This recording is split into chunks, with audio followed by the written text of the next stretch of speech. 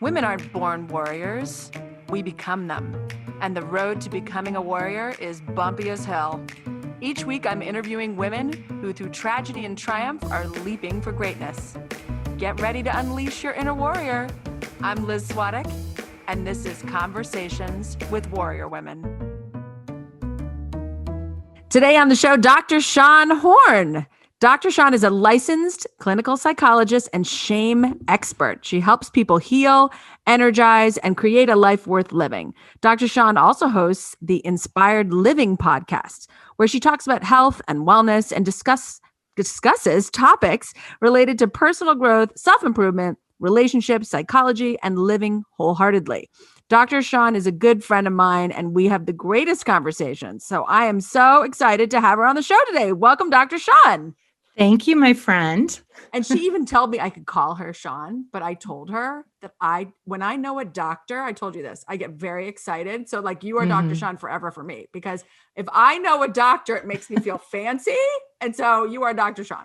It's become a thing. It's taken a life of its own. Everyone's calling me Dr. Shawn now, so I'm just rolling with it. Yeah. It's like Dr. Ruth. You're going to be famous. It's what you have to just deal with it. I'll just deal with it. Okay. You are known as the shame busting psychologist. This is like, shame is such a huge thing. It's like the root of like so many issues, Dr. Shawn. Like why do you think we have such issues with shame? And, people just don't even realize that that's what we're dealing with.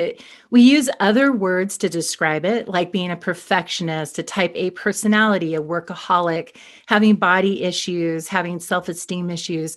All these things are talking about the consequences of the root cause, which is shame. So in order for us to address our emotional and behavioral difficulties, we have to target the core shame and inform people what it is. And often people say, oh, I don't have shame. It's like this big thing. Well, they don't want to have it. They don't. Yeah. We end up having shame about shame. It's like, oh no, not me. My life is so great. And it's like, no, girlfriend, hate to tell you, but we all got it. So we do need to educate people about what toxic shame is, because healthy shame we all want. Healthy shame keeps us informed. It keeps us appropriate. It helps us to abide by rules, have empathy, a consciousness.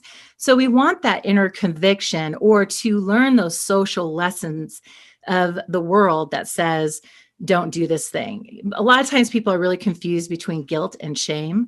And so the way I see it is, guilt is when you violate your own standards, but shame is when you violate the other standards, someone outside, another person, society, a community. So as we are growing up in this world, we learn in our communities what is appropriate or not appropriate behavior. You can't steal, you can't lie, things like that. That's a good shame. That's a good shame. That's good shame. Yeah. You get told, don't do that, and you feel really bad. And so you don't then do it. But toxic shame becomes this message about you, that you're flawed, you're defective, something is wrong with you that is putting you at risk of not being wanted, included, not belonging, not being loved or liked. And so when we get that shamed experience, which really, I call it a social trauma. It's social PTSD, really. Because once you have that social experience of being shamed or observing another person being shamed, we are so terrified of ever experiencing that again, never want to go through that. So we become hyper vigilant with our thoughts and our actions and our behaviors to make sure I never, ever, ever do that again. And that becomes how it's similar to PTSD. That is crazy. I feel like this, does most shame happen when you're a kid?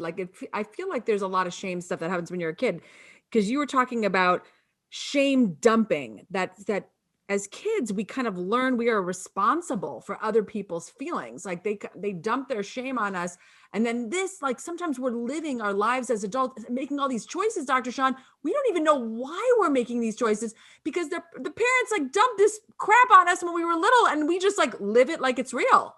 That's right. It does happen in our early development, because we're just going about doing stuff. Let's say you're singing and twirling, and someone comes up and says, "Oh, why would you do that? You have such a horrible voice."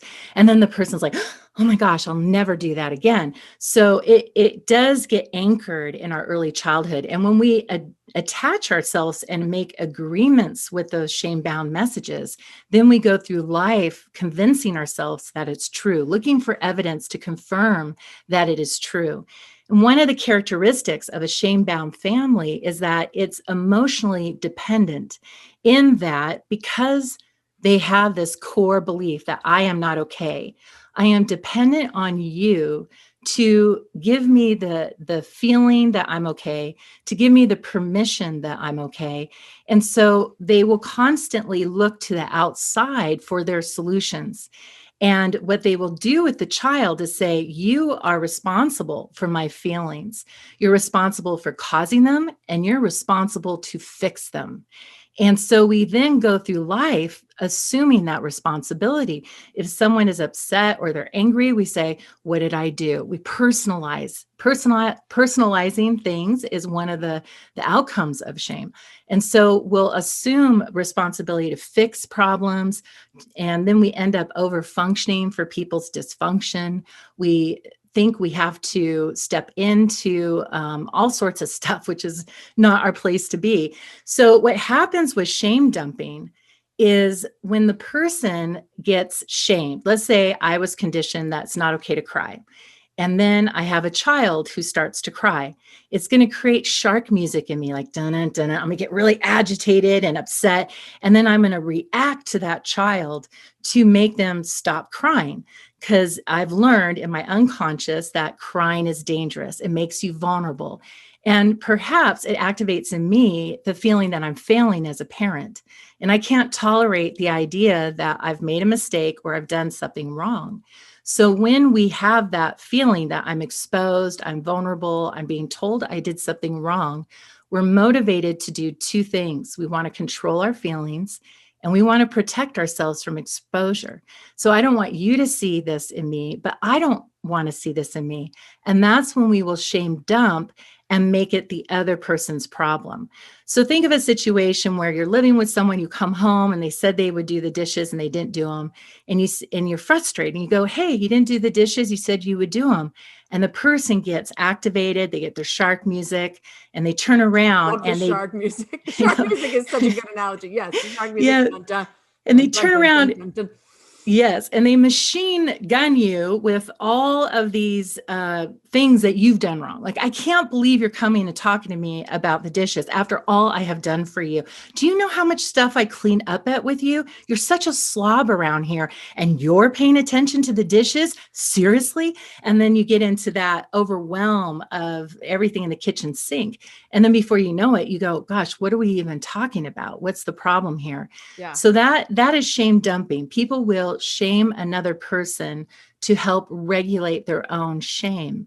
And because we have come from an emotionally dependent environment, we will assume that responsibility and roll with it. We don't have that clarity that we are not dependent on the outside. They're not dependent on me for their healing. It's an inside job. I have an example of this. My father used to get really mad when someone got hurt. Like, yes, become enraged, because like he also would get really enraged if you like spilled your milk or like something like that. Like that would like freaking send him. But like yes. if you got hurt, he would be really mad. And so when my kids started getting hurt, I would get mad, and my husband would be like, you are having the craziest reaction to somebody getting hurt. And I was like, no, and even if I like got hurt, like I stubbed my toe, right? I never wanted him to give me any sympathy or empathy. I'd be like, no, I just like, he's like, what do you want me to do? I'm like, we need to be mad at the counter. Like, like, stupid counter. I'm going to move that. Like, right. Now it's become a joke, of course, in my family. But I'm telling you, I had this whole thing because I grew up that way. My father really, he was afraid, obviously, that one of us was really hurt. He couldn't handle it. So the way he was handling it was just become enraged. And then here I am, didn't even know why, but it's like a natural reaction I have. Like literally when my kids come to me and say they hurt themselves, I'm like mad. Yes, that is so typical and common for shame-bound family. We call them shame-bound family systems, which means they just have these rules that are common in shame-bound families, which is don't feel, don't think, don't disagree, don't remember the bad things, only remember the good things. There's a whole list of them. But in that family unit, they will get upset with typical human reactions. So they get mad at you if you're sick, if you are throwing up, if you can't sleep, if you are tired, if you are spilling things. I mean, these are normal human things. And that's why one of the solutions to healing shame is to normalize the human experience. And I find that so much of my work with clients is helping them normalize, like, it's normal to feel sad in this circumstance. It's normal to feel that you can't do it all with all of these variables. And they just don't know it. They don't know. They have this belief that people are out there doing better, managing better, being more efficient, having better coping skills. And it really is a delusion, because the truth is that we all struggle at any given time with either finances, relationships, or health. There's no exception to that. Some people are better at masking it and covering it than others, but we all do struggle. And we just don't have that information. So a lot of people, and we've talked about this, you and I love to talk about all this stuff, but we've talked about boundaries. I'm a big believer in the boundaries, especially because I think for so many years I didn't have them. Hello. Yes. And now I've got really strong ones, and now I've got these strong ones, and now I'm like really strong about it, because I've learned that it's like the key to one of my keys to just even being happy in life is having these boundaries. How do we set real boundaries with toxic people who are in our lives? It's one thing we could be like, oh, I'm not going to hang out with that person anymore, right? Like, I don't like that person. Like, every time I'm with them, I feel gross. Like, I don't want to be. But what if this person's in your family, Dr. Shawn, or you work with the person and you got to see their face on Zoom, Dr. Shawn? Like, I got to see this person. I got to deal with this person. So how do we do boundaries with friends, family, coworkers? Like, how do we? And do you have any experience with this, Dr. Shawn? I feel like you know what I'm talking about. Oh, yes. Well, okay. So boundaries is really tricky. There's a lot of confusion about boundaries. So one of them is, the most important thing is to look at your intention with that boundary. If your intention is to affect their behavior, that I'm going to set this boundary so that I can motivate them, or I can put a desire in them. Like, if I say, I will not live with you if you do this thing, with the hope that then they won't do that thing so that they'll want to live with me, that's a dysfunctional boundary, because you're still managing the other person. If you are setting the boundary with the intention of honoring your nudges, your intuition, your inner wisdom, you are being the best steward of your own life. You're being your best inner parent, inner adult, and you're saying, this is not healthy, or in arts, it's not safe. So I'm then going to set a boundary. If you do A, you cannot live with me. If you do B, then you can live with me. If it's coming from the intention of taking responsibility for managing your life, that is healthy. So in comes, with this circumstance, emotional dependence.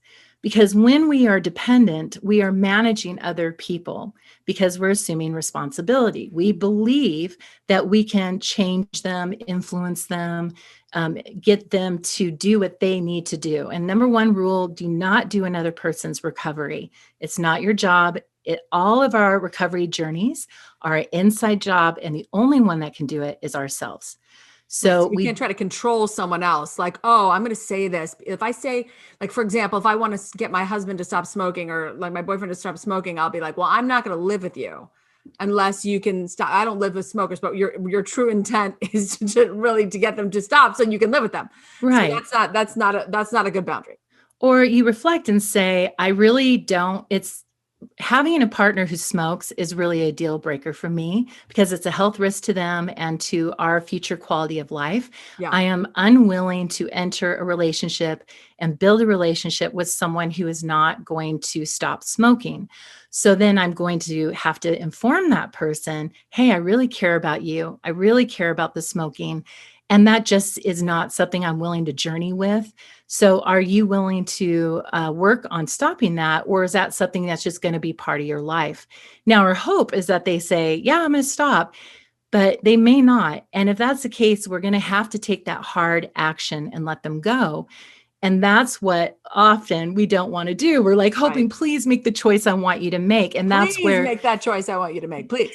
Yeah. yes, and that's where we get that hidden control. We're trying to control other people to make our world be how we want it to be. Mm-hmm. And we must meet life on life's terms. We cannot approach life trying to make it fit how we want it to be, because when we do, we're going to suffer. We have to be very clear about what we can control and what we cannot control. We cannot control what people think, how they feel, what actions they take. The only one I can is myself. So we have to do a mantra in our mind, like, I am not responsible for how people feel or for how people behave. I can affect it, but I am not responsible for it. I can attend to it, but there's not so my many thing. pieces involved. That's right. It's not my thing. What if you're living with someone, Dr. Shawn, who, because right now a lot of people are in like extreme anxiety, right? Like Yes. it's almost like we've gotten to a little bit of a point of more calm, but some people are still playing the record of last year. So they're still in a panic. They're still freaking out, even though things are kind of leveling off in some ways and improving in some ways. They still kind of have like the PTSD of like when the pandemic first started, which we were all terrified and we didn't know what it really meant. And, we'd never gone through something like that before. What if you're living with somebody, your husband or wife or a child, child differently, I guess, the husband or wife who is in this constant state of anxiety, and you're over here feeling pretty good. You feel like you've moved on a little bit. Maybe you've pivoted your business really well. You're kind of proud of yourself. Maybe you feel like you've even learned some great lessons in 2020 and 21. And here's this other person who's almost under the bed with their doom and their doomsday. And what do you do, Dr. G? You're not going to divorce them. Like, what are you going to do with these people? You radically accept them and you love them right where they're at. And you continue to do you and not make their emotional state, not let your emotional state be dependent on theirs. When we're emotionally dependent, we say, well, you need to stop being anxious so I can be in this happy, bubbly place, right? That is us engaging and trying to change that versus, honey, I see you're really suffering. I'm so sorry. How can I help you? And you love them. Do you want a hug? What can I do? You might encourage them to see a doctor or say, maybe seeing a doctor would be helpful. You can point them to resources and you can be a comforter, but you have to be really clear that you need to let them do their part. And that's where there's a new concept that I'm loving right now. It's not new out there in the world because it's been around forever, but it's new to me. It's this concept of emotional sobriety. And the idea with emotional sobriety is that I'm practicing not letting my inside emotional state be dependent on outside circumstances or outside people. I'm practicing doing what I can to tap into my own inner peace. And in order to do that, we have to get rooted into who we are. And we just have to claim, I am worthy, I belong, I am lovable, I am likable, period. And I cannot look to others. I cannot give them the job of telling me that, because if I do, I'm making them too important. And when I make them too important to define my being, my identity, and my emotions, then that comes with expectations and hidden rules. That I have the expectation that they will comfort me when they're anxious. And I have the hidden rule that they must do that when I'm anxious. And when we are engaging in that, we cannot love the other person.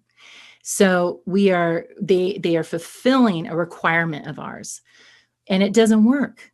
So we have to let go of those expectations and really let those hidden rules expose themselves. So when you go into different situations and someone feels toxic and someone offends you, and we want to say, okay, what was that it brought up for me? It might bring up that some controlling behavior that I have, some area that I'm not rooted in. A time I might say no to, or I might say yes to my no's. So it might encourage me to really honor my truth. And then we take the proper action. So that brings us to that boundary area, is that we want to practice emotional sobriety. And just because someone is activating you, triggering you, removing them may not be the solution. That's coming from emotional dependent mindset that you are causing me to feel. So I must remove you so I don't feel. Versus when we're emotionally sober, we practice bringing our best self into all circumstances, and we can be present. We don't need to escape. We don't need to leave. We can be present in it. We can feel strong in that. Yes. And the person can say, you have done this wrong to me. And we go, okay, let me consider that. And you think about it, and maybe there's truth in it. And so you attend to it. And yes, thank you for bringing that to my attention. I'm going to work on that. But maybe there's not truth to that. And you say, I really don't have that perception and I don't see it that way. What can we do to move forward? And maybe you can, maybe you can't.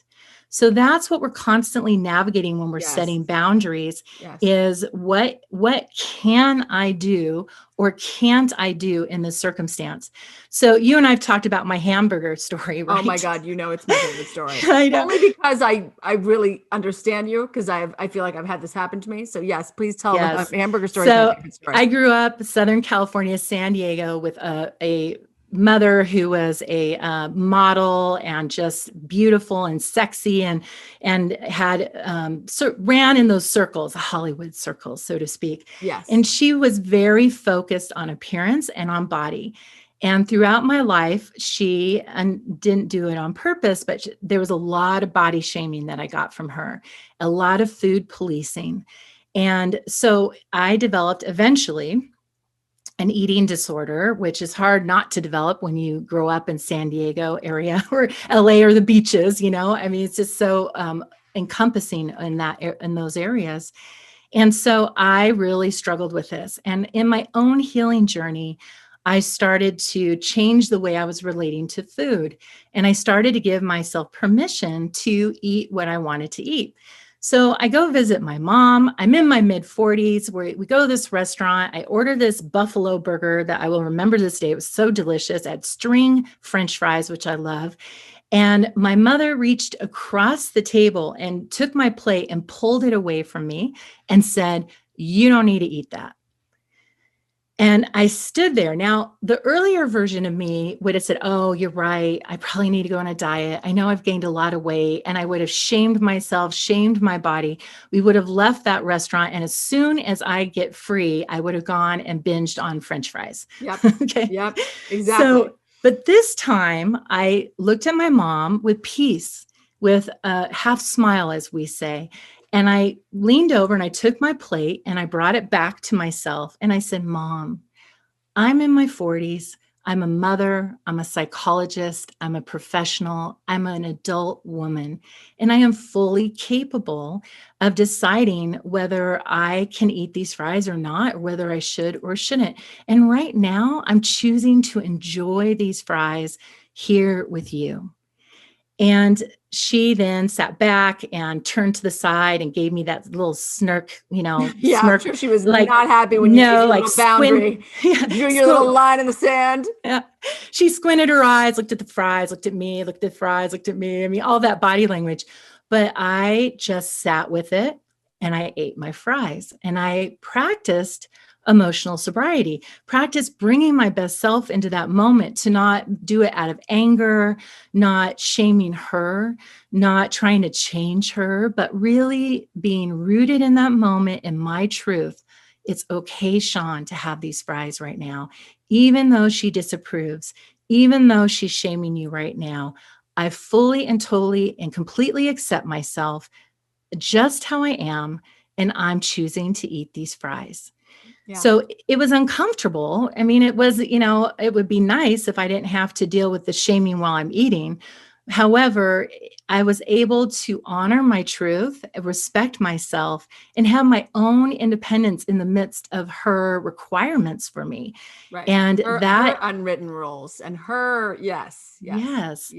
And then I had inner peace, because when I left, I didn't go and binge on French fries. Right. And I didn't feel compelled to eat more. And I didn't do some weird diet thing to lose that whatever because I ate those fries, that kind of thing. Right. You kind of had your coping strategy that was not, a negative coping strategy and a positive coping strategy, which is you kind of took your power back. You said, no, actually, I'm going to eat these fries. And then you didn't have to do all the dark coping strategies that we do sometimes when we feel like we are shamed and we start reacting like, I'm going to eat 6 more hamburgers now, jerk, when they're gone, Yes, like you're just that's so right. mad, Dr. So Shawn. I'm about 3 days strong. This is what I know. We all have our limitation. So like you said, what do you do with family? You can't change them. You have to be with them, or you're choosing to be with them because of the bigger objective. Like, let's say you want to keep your family together and that's what's most important to you. So then you tolerate this person, or you want to be in your future and not have any regrets. And you just think that this is wise and best. So you do your best in that circumstance. So, but we all have our limits, and I have 3 days. So I go in day 1, I'm on fire, I'm strong. Day 2, I start to get a little worn out. Day 3, I'm hanging on by a shoestring, right? And then I need to tap out. So it's okay to know what those limits are. And to know if you only have a 3-day limit of these type of people that you're around, and you don't have to do more. You don't have to be like, sure, I'll go on that week vacation with you, person that drives me nuts. That's right. Right. And take breaks and just do what you need to do. Think about if you had a child and you're going on a vacation, you know that child needs naps. You know they need to go to bed at a certain time, eat at a certain time. That's how we are a good inner parent to ourselves, is we anticipate our needs and we accommodate for them. When we went out with our kids, we packed up that mama bag with food and toys and blankets and extra jackets and all that kind of stuff. We want to do the same thing for ourselves, going, okay, I'm going on this trip. I really enjoy these people, but I know that certain players will be a little taxing to me. So what is my proactive plan on how I'm going to be prepared for that, what I'm going to do in those circumstances? Yeah. So perhaps you take a call, perhaps you have to go to the restroom, perhaps you have to do some tools, use some tools and skills to regulate your nervous system, to calm it down, to ground yourself. We have to have daily practices to help us ground and get rooted into who we are and this place in life, so that we don't get carried away, because it can easily blindside us. Oh my God, yes. Oh my God, yes. Well, I recently set a major boundary with my sister, opting not to talk to her or see each other anymore. I now have met a lot of people who've had to do this. And I want to know from you, we've talked a little bit about it. At what point is that the right choice? I mean, again, I did not choose that to try to get my sister to do anything or act a certain way. I just knew that after 40 something years of us trying to make it work, it really just doesn't work. And I really needed to move on from that and to give up my shame that I felt for not being able to get it to work out. I love women, Dr. Shawn. I love women. I'm a warrior woman. I have all my girl tribes more than me, Broad Network. I love women. So it was very hard for me to get to that point, and without like shaming myself for it. But it really has been right for me. So how do you know when it is time to say, you know what, I'm not going to be around this person? Yeah, I think it's helpful to have a third party that you can bounce the circumstance off, because the self cannot reveal the self to the self. The self cannot reveal the self to the self. So we might have things that we're doing or thinking that is making us feel that we can't tolerate that person, or where we're not, where we're getting into that emotional dependence and things. So sometimes we have to take some inventory and see what part of this is mine, what part of this is hers. What am I doing that is contributing to this? Like, have I been tolerating intolerable things too long? And it got me to the point where now I'm out. That's what happens when we tolerate, then we either explode like a volcano or we abandon the relationship. So if that's the circumstance, then we need to practice really nipping stuff in the bud, asserting ourselves right then and there. And that person will give us an opportunity to practice that, so to speak. What I say to my clients is that when every circumstance is so different and so complicated. So let's say they describe something to me where they have someone who's emotionally abusive in their relationship. And emotional abuse is like physical abuse. It's not okay. So you want to first attend to that relationship by saying, I am not okay with these things. I need this to change. I just don't give people permission to treat me like this. So you can either do this and it would get better, or if not, then I'm going to have to take the next step. And if you cannot improve that circumstance, if they're not responding, they're not playing, they're not being good kids on the playground, so to speak, then you take yourself off the playground. And you then know in yourself, like, I did my due diligence. I kind of cleaned up what part was mine. I attended to the relationship the best of my ability. And it just is what it is. And then you radically accept that without judgment, not making you bad, not making them bad. You hold self-compassion and compassion for all. Because really, once we know the story, everything makes sense. It really does. And so when you know their story and how they're thinking and their chemistry and just all the variables, you can hold compassion for that person. And you just take your time that you need to take and gather the lesson that you need to have, and then just let it be okay. It's not preferred, and it's not what you desire and want. You want to have a healthy relationship, but you are taking the most effective action within those circumstances.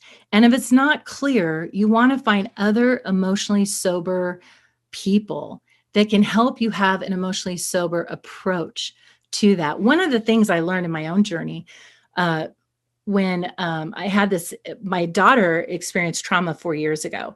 And so 4 years ago, after going through that, I ended up going back into therapy and just getting support. Because I always say, you can't see the painting when you're inside the painting. And it's That's just, really true. even though I'm a doctor, whatever, I need my village. I need my helpers. I am human. And often people say, well, you're a therapist, you know what to do. Yeah, for you. I mean, I'm on the outside, right? Yeah. So it's really easy for me to be objective. But when you're in the inside, your mind just gets completely, enmeshed with the situation. It's very, very challenging. And yes, we have skills and stuff. But at this time, I needed support. And so when I went and got that support, I learned that I was codependent, and I learned a new way of codependency than an old way. The old way is I thought, oh, you're an enabler for an alcoholic, something like this.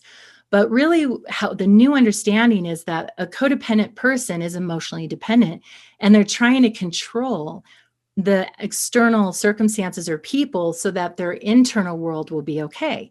So you are freaking out, which freaks me out. So I need to help you not freak out so I don't have to freak out. That's emotional dependence. That's codependency.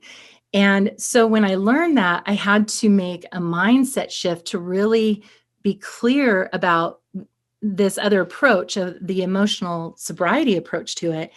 And when I was learning that, I realized, oh my gosh, every friend of mine, every psychologist I know, every mental health person I know, even some of the therapeutic models that I have studied all come from a codependent mindset. They're all teaching, like when you go to therapy and you do couples therapy, well, if they will validate you, you will feel better. You say to the person, you need to do this for them, and then they will feel better. So it's always a solution that somehow the other person needs to follow a recipe or do it different or be better, and then your world will be better. And we're missing the mark there. We need to take that responsibility and inform people, teach them. This is what makes my soul thrive. This is what fuels me. This is what feels loving. I would love it if you do these things. And if they don't, then we radically accept them right where they're at. And we continue to bring our best self in that circumstance. And this is a daily effort to the day we die, that we're learning how to take that problematic self out of the picture and really get rooted in our authentic, connected to the earth, to our higher power as we know it self, that can be clear of why we are here on this world and stay in our own lane, so to speak. Yeah. Yes. Well, I'm wondering, I mean, you're a licensed clinical psychologist. You've been one for many, many years. Are you seeing kind of different things now in your practice, like with this pandemic and what people have kind of gone through in this last little while? Are you getting kind of people coming to you for different things, or is it just sort of the old thing that's dressed up in a new way? Oh gosh, Or is it all the same and it's all based in shame and that's it? Like, that's it. No, really. But I wanted to know, like, are people coming to you with kind of different things or not really? During this time, I cut down my client load from seeing 30 clients a week to seeing 15 sometimes, 10 sometimes. And I had more emotional fatigue than I've ever had in my entire career. And I thought, what is going on that I'm feeling so tapped out? And normally in your caseload, you have a certain group of clients, maybe a handful or less, that are really emotionally, they take a lot of emotional energy from the clinician. And I was feeling that with every single client I was encountering. And what I came to understand was that every circumstance we have right now is like times 10 in the emotional Yes. experience of it, because we are so much more emotionally vulnerable right now, and we're worn out. We have been in a circumstance ongoing for too long, and we don't have any place of respite. Normally, when you're in a challenge, you can go for your walks. You can, when they closed the beaches, Oh, no. I mean, that it's was just like, wild. please. I talked to Yeah. someone in Canada and she said they won't let us go out of our houses, Dr. Shawn. Like, they won't let Yeah. you go on your own porch. I was Yes. like, oh my God. Like, that is just too much. Like, that's mentally just going to Yes. wipe us out. Like, we You, cannot have that. we don't have any of the typical coping skills. Get out in nature, go for a walk, go see your friends, go see a movie, do some shopping therapy, go to a restaurant. The things we do to enrich our lives, those were not available. And it made us have to be at home. And a lot of times the things at home that are hard were unescapable. And the other complicating factors that a lot of people aren't mindful of is that we have a neurological response to all this too that's outside of our control. Like if you hit my knee, my leg is going to fly up, right? And we have the same thing neurologically, that if we are not given what our brain needs, our brain will have a certain reaction. And this is what my TEDx talk is on, is the neuroscience of shame. That what I've discovered is that when you are on a computer and you're communicating digitally, either on the phone or text or on a screen, our brain is not given what it requires to know that it's safe. It doesn't have the neuroception requirements for social engagement. And we have certain information our brain seeks to know that I'm okay. And that includes I'm smelling you, I'm feeling you, I'm in sync with you. We're in the same time, we have eye contact, I can see your eyes moving, I can just all sorts of things that we're sensing on an unconscious level. And when we do that, we go, oh, everything's okay. We don't have that because we can't be face to face. So by nature, our brain is already at a threatened state. It activates its fight and flight, and we are getting no respite from that fight and flight. So we're staying in this persistent yellow light, red light of life, saying, I'm not okay, I'm threatened. And then we're constantly being bombarded with the media. If we know if it bleeds, it leads. And the media right now, we don't have Trump to pick on anymore, right? And so now what we're doing is it's COVID, the world's coming in, it's going to get bad, and something even worse is going to come. And that's where people get locked in, and it's just no escape. And the other becomes a little addiction sometimes, right? Like, I feel like, when you think that everything is doom and gloom, you almost like look for the confirmation, right? Yeah. You're like, oh, let me watch the news so I can confirm that everything is doom and gloom. It's actually a neurological trauma response. The brain is saying, I'm in danger, I'm threatened. So then it gets hyper vigilant on the threat to get a sense of safety. But there's no sense of safety. So you get stuck in that loop where you keep looking for evidence that, am I okay? Am I okay? But our brain wants to gather all the evidence that says I'm not, because it's trying to help us to survive. So we really don't have control over that compulsion. We are compelled to pay attention to the danger. Knowing that, we want to use our higher mental functioning to guide our feelings, to not follow our feelings, but guide our feelings. So right now, it's really important that people learn tools to self-soothe their nervous system, to down-regulate, which is calming the nervous system, how to do environmental things to reduce that noise. Because right now we don't have any more room for that negative feedback in our environment. Our brain is exhausted. No, we are tired. And the mask that we wear as well will also create a physiological response that I'm in danger, because we're getting less oxygen. And so it when you cover your mouth and you have it like that ongoing, you're going to feel anxious. Yeah. So we're having appropriate physiological responses to these environmental things, but we don't understand it. So people go, oh my gosh, I'm anxious. And well, how much, and I'm having panic attacks. Well, how much are you wearing your mask? And they're getting them when they're wearing the mask in the grocery store because they can't breathe. And so they're getting shortness of breath. And the brain says, oh no, shortness of breath, I'm drowning. And so then it starts panicking, get me out of here, get me out of here. And the person's going, oh, it's a phenomenon. I'm having a panic attack. Something's wrong with me. And it's really scaring folks. So we have to educate ourselves about this is how your body works. And this is another thing we do in Healing Shame is helping people understand their brain and their reactions so that we can get ahead of it and help manage it. Yeah. And I think also you're just like you said, it's been going on so long. It's just the length that it's been going on. It's always like, I can always get through things when I know, like, even when they're terrible, I'm like, as long as I know there's going to come to an end, it's just this kind of never ending. You're right. It's like, oh, now there's another variant. Like, it's just too much. It's too long. It's going on forever. I saw you do something on TikTok. First of all, I love you on TikTok because you're so fun. You're like the anti-psychologist in some ways in this way. Like you are like the most fun psychologist I literally ever know. I always tell you that about yourself too. You're so colorful. Like you're always wearing color. Like, nothing about you is like depressing psychologist, like you are just fun in a box, like so much fun for me. And I love the way you teach things because to me, it's like, I can really like get on board with what you're saying because you'll either share something personal or you'll just make it like really easy for me to kind of like grasp a concept.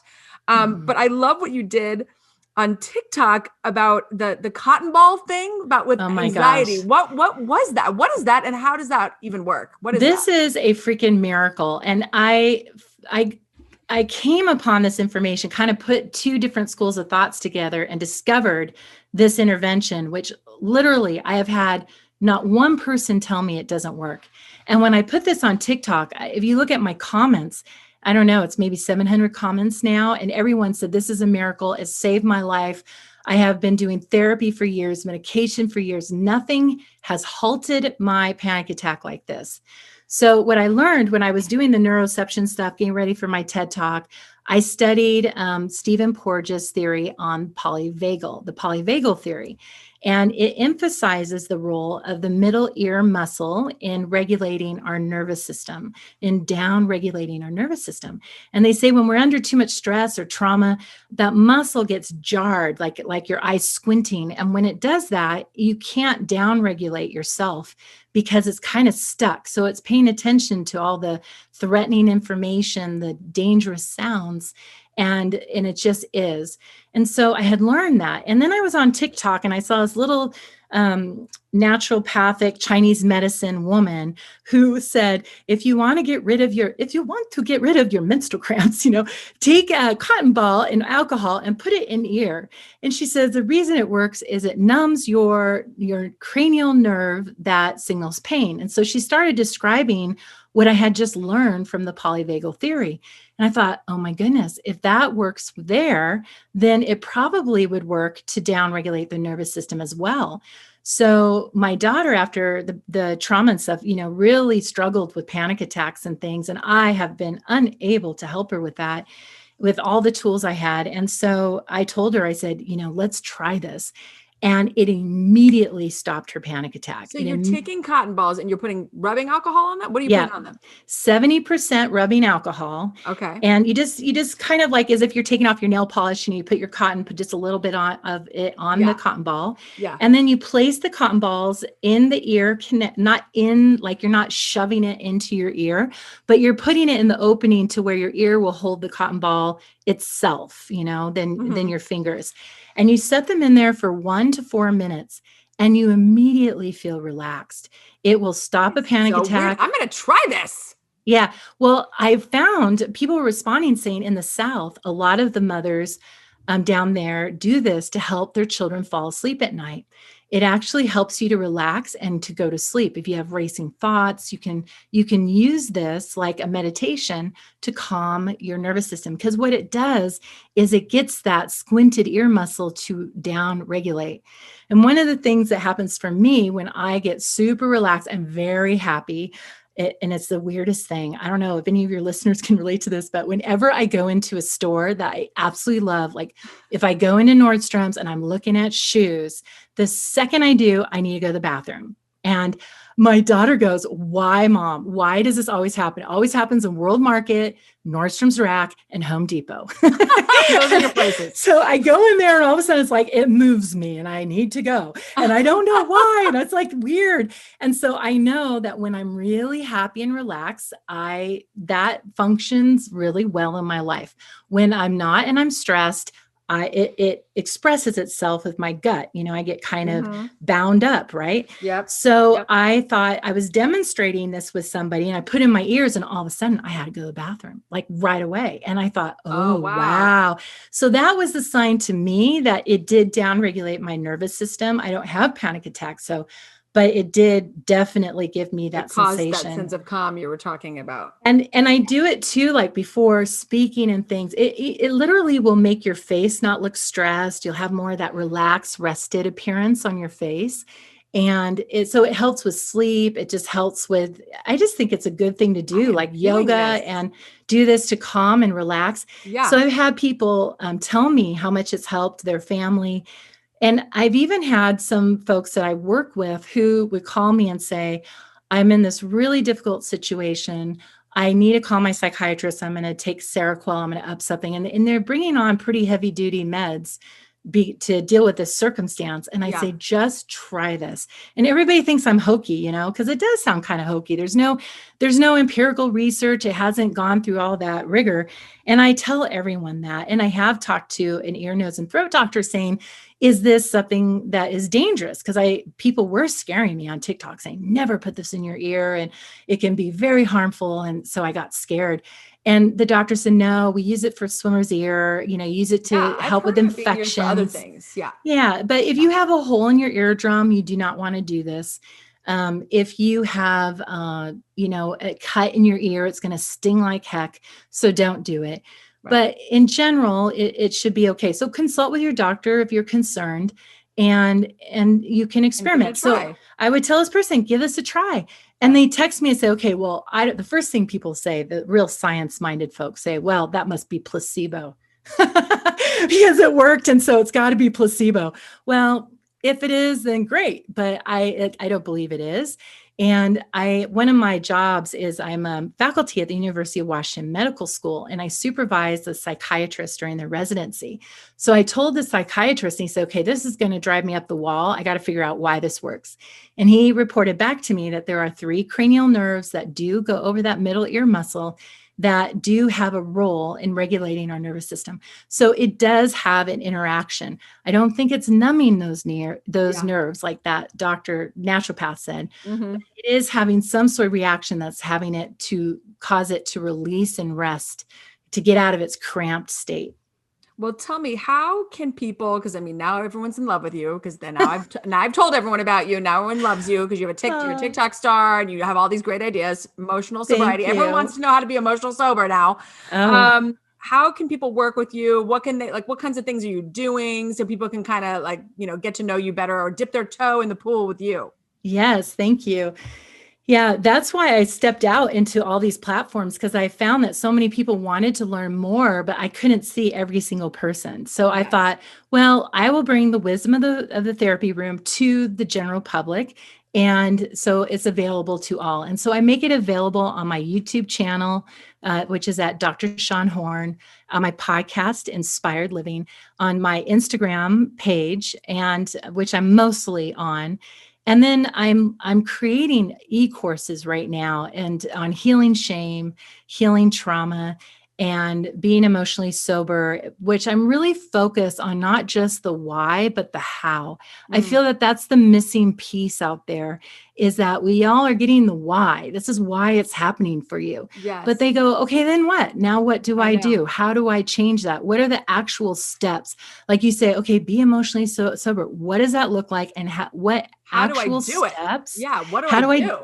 Yeah, like how do you meditate? Do you meditate? Do you go for walks? Do you do some little trick with your thoughts? Like what do you do? So I'm spelling out those specific steps. So people who want to learn those things, I encourage them to come to my website and sign up on Let's Stay Connected, sign up on my email list so that when the courses start rolling out, they can decide which one that they want to take. And they can take just small courses, or they can take a big one where it's all combined together. So we're creating kind of like an a la carte and combined packages. I love that. So if they sign up there, then they'll get that information and they can join us in being shame buster warriors out there and changing this. Yes. And I'll put all this stuff in the show notes so everybody can get these links. And I will say that that's why I love you, because I've been to therapists, over the course of my life. I go to therapists and psychologists and talk to them about things. I always felt like, okay, but what do I do? Yeah, I know. We figured it out. We know why it's happening. I get it. Now what do I do? And you provide the now, what do I do? And that is why I love you, Dr. Shawn. Thank you. I know. And a lot of people then will turn to coaches. I go, well, I need to get a coach because a coach says, we tell you the action plan. But what they are missing is the science, the neuroscience, understanding how the brain works, how the body works. Like, are there other conditions going on that you need to look at? You need to go to the doctor and have your thyroid looked at and see if you're deficient in vitamin D and just certain medical things that need to be assessed. And so I did have that experience where people would come and say, I learned more in this one session than I have in 15 years of therapy. I thought, what are they doing out there? Like, why aren't they teaching people? So we do need to be taught a new way of approaching things. And then we need to practice. And eventually we will master it. I love it. Okay. We've reached the speed round, Dr. Shawn. It's party time. Okay. Party time. Cocktail of choice. Margarita. I love it. Any special one? I like it just on the rocks, no salt. Oh, okay. Yeah. What is a mantra or quote you live by? My gift to this world is love. How you respond to it is your own journey. Oh, I like that. That's really beautiful. What makes you feel unstoppable? God, my higher power. My higher power, God. Yes, yes. I love that. Who do you admire? My daughter. Yes.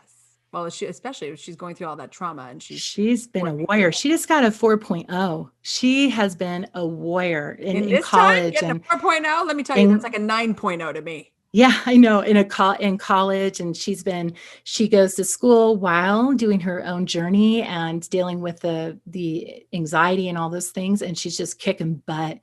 I really respect her and admire her. She is my hero. I love that, Dr. Shawn. What are you most proud of? My children, my family. And I'm proud that I have broken the shame-bound message I received as a child by being mistakenly placed in special ed and being told that I was dumb and that I had significant cognitive delays, that going from that lie to actually getting my doctorate and breaking from that and really discovering what could be possible and stepping into it. We need to do a whole other thing on that. We need to do a whole other thing because we went to this great retreat together and you are a 6 foot tall person. 6'1". 6'1", and you talked about trying to make yourself small. Yeah. And we had to die laughing because we were like, how are you going to play it small, Dr. Shawn? You are 6'1". Naturally, God did not make you to be like in the corner.